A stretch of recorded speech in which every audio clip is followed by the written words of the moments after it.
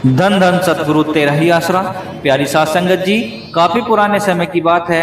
एक बार किसी गुरु के शिष्य ने उनसे पूछा कि गुरु जी, मैं भक्ति करना चाहता हूँ, आप ही बताओ, मैं साधु बनकर भक्ति करूं अथवा गृहस्थ जीवन में रहता हुआ भक्ति करूं। उस फकीर ने शिष्य को समझाने के लिए एक कौतुक रचा। उन्होंने उसको अपने किसी शिष्य के पास भेजा और वचन फरमाया कि तूने उसके पास जाकर ही भोजन करना है। पहले अपने लिए 50 रुपए और हमारा पत्र देने के बदले 100 रुपए ले लेना है। फिर वह शिष्य चलता फिरता एक दिन अपने मुर्शिद द्वारा बताए गए गांव में उस शिष्य के घर पहुंच गया। आगे जब उस शिष्य को पता चला कि यह इंसान मेरे मुर्शिद का शिष्य है, तब उसने उसका बहुत ही आदर किया। वह शिष्य बेचारा बहुत ही गरीब आदमी था, पर जैसे तैसे करके उसने घर आए हुए अतिथि के लिए बढ़िया भोजन तैयार करवाया।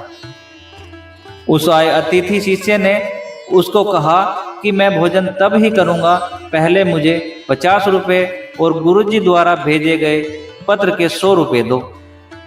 उस समय 150 रुपए बहुत ज्यादा मूल्य रखते थे और उस शिष्य को समझ न आए कि वह इतनी रकम का कैसे इंतजाम करे। अंत में उसकी पत्नी ने उसे याद दिलाया कि कुछ समय पहले गांव का सेठ उनकी लड़की का रिश्ता उसके साथ करने के बदले 1000 रुपए देने को कहता था। अब उसके साथ बात करनी चाहिए।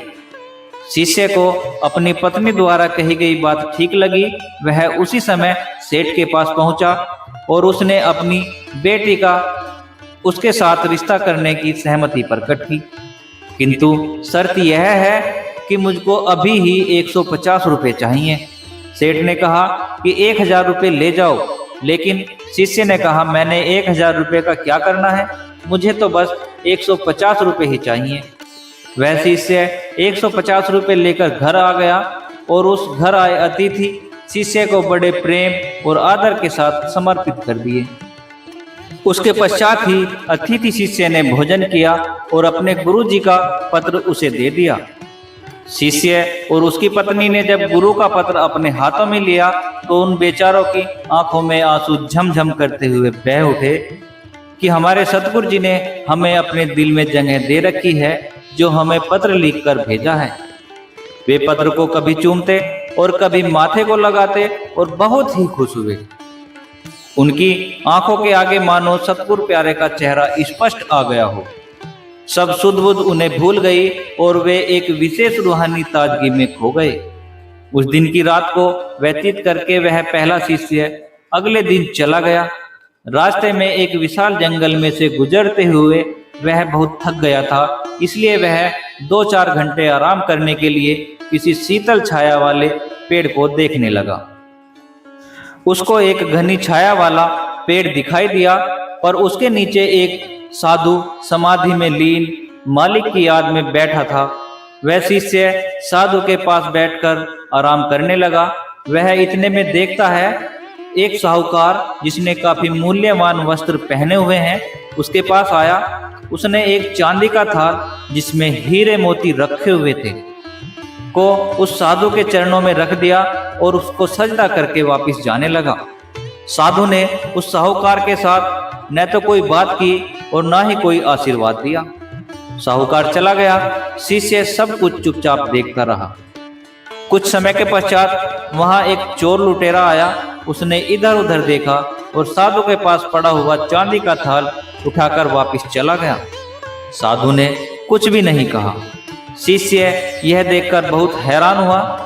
यह साधु कैसा इंसान है जो इतनी धन दौलत अर्पण कर गया, उसको आशीर्वाद तक नहीं दिया, और उस चोर को जो सब कुछ उठाकर ले गया उसे भी ऐसा करने से नहीं रोका। पर वह यह सोचकर कि हमने क्या लेना है, आगे चला गया। कुछ दूर आगे गया। रात हो चुकी थी, भूख भी बहुत लगी हुई थी। वह रात बिताने के लिए एक वृक्ष के नीचे सो गया। उस पेड़ पर 2 पक्षी नर और मादा रहते थे। वे दोनों पक्षी मालिक की प्यारी रूहें थी जो किसी के कारण से अपना समय पूरा कर रहे थे। मादा पक्षी ने नर पक्षी को कहा, अपने पेड़ के नीचे कोई गुरु का शिष्य आराम कर रहा है, हमें इसके लिए भोजन का प्रबंध करना चाहिए। नर पक्षी ने कहा कि रात का समय है, कुछ दिखाई भी नहीं देता, हम भोजन कहाँ से लेकर आएंगे। कुछ समय सोचने के पश्चात मादा पक्षी ने अपना घोंसला नीचे गिरा दिया। दूर कहीं आग जल रही थी, वह वहां पहुंची और मालिक को याद करके एक जलता हुआ कोयला चोंच से पकड़कर ले आई। उस कोयले को अपने घोंसले पे गिरा दिया और आग जल उठी। मादा पक्षी ने नर पक्षी को कहा कि यदि हम दोनों इस आग में कूद जाएं तो अपने पके हुए मांस को खाकर यह गुरु का शिष्य अपनी भूख मिटा लेगा। नर पक्षी ने तुरंत ही अपनी सहमति जता दी। दोनों मालिक को याद करके आग में कूद गए। शिष्य यह सब कुछ देख रहा था। कुछ समय के बाद आग बुझ गई और दोनों पक्षी पूरी तरह पक चुके थे। उस शिष्य ने अपनी भूख मिटाने के लिए उन पके हुए पक्षियों को उठाकर खा लिया, पर वह यह कौतुक देखकर हैरान रह गया। कुछ दिन पश्चात वह अपने मुर्शिद के पास पहुंचा। उसके गुरु ने उससे पूछा कि तेरी यात्रा कैसी रही। उस शिष्य ने आरंभ से लेकर अंत तक वैसे ही सारी कहानी वर्णन कर दी। उसके मुर्शिद ने उसको कहा कि तेरे प्रश्न का उत्तर तेरे सामने है। यदि जीवन भर साधु बनकर भक्ति करनी है तो तुझे उस साधु की तरह होना चाहिए जिसकी नाम जपने में इतनी लीनता है कि उसे न कुछ आने का पता हो और न कुछ गए की सुध हो। ये भी नहीं खबर सिर सजदे में है झुका, जिसमें हो बंदगी का हो वो कोई बंदगी नहीं। भाव न आषाढ़ सूखे न सावन हरे। अर्थ यह है न चोर से वैर और न ही किसी साहूकार से दोस्ती, बस केवल मालिक से ही प्रीत हो।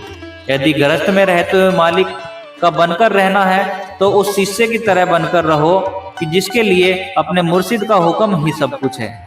सतगुरु की खुशी में ही कुल आलम का सुख समझते हुए उस शिष्य की तरह गृहस्थ जीवन बिताएं, जिसको इतनी भी सुध न हो कि कागज का एक टुकड़ा पत्र जो गुरु ने अपने शिष्य के लिए भेजा था, जिसे बिना पढ़े प्राप्त करने के लिए अपना तन मन और धन सब कुछ दांव पर लगा दिया, फिर पक्षियों की भांति जो सच से जुड़े किसी इंसान की भूख मिटाने के लिए जीवित ही आग में कूद गए, जो केवल इतना जानते थे कि यह गुरु का शिष्य है।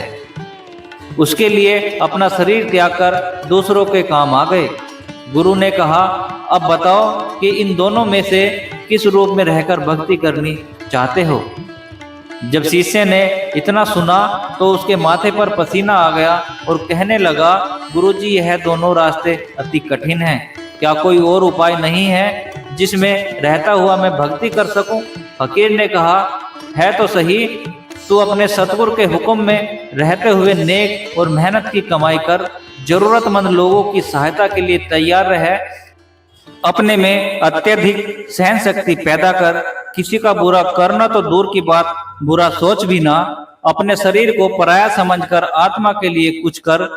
इस प्रकार भी मुर्शिद के वचनों पर चलता हुआ भजन सुमिरन कर सकता है। धन धन सतगुरु तेरा ही आसरा।